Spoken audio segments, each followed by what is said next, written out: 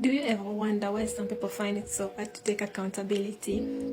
Like someone does you wrong, then they will rather disappear from your life instead of talking about something, then reappears again, hoping that things will be fine, and you never talk about it and you just move on. Let's talk about this type of personality. There are people who are trapped in the good identity. They believe that they are good people, right? Which is not a bad thing.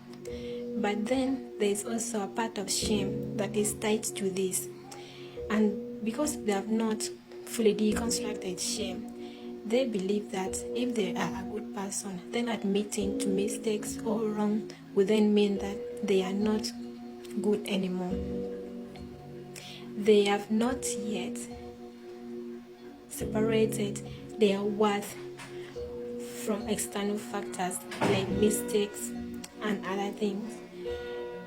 Because for a person who has a separate worth from external things, they know that you can still be a good person and make mistakes. That's where they can handle criticism, they can handle judgment, they can sit in discomfort, because that does not change their self-worth.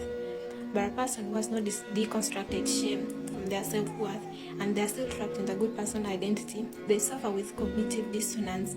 When they do something wrong, they know they are wrong, but they cannot take accountability because this causes friction in their self-belief with their identity, because they still do not know how to separate that I can still be a good person and make mistakes. So they will rather disappear and come back later when things have cooled down, and hoping that no one talks about it. This can cause a lot of friction in a lot of relationships. In romantic relationships, it could be something like someone makes a mistake, they know they are wrong, but they cannot say it out, they cannot talk about the real thing, so they would rather go buy you something, a gift or anything, hoping that you never talk about it and life just moves on. Then in friendship, it could be like maybe you have a misunderstanding with a friend, but they are this type of a person, they do not want to address the real issue. They disappear from your life. 3 months later, they are back, hoping that you never address the issue and you just pick up from where you left and continue with the friendship. In families, let's say you have a parent who is like this. Let's say you and your mother have a misunderstanding and your mother is like this.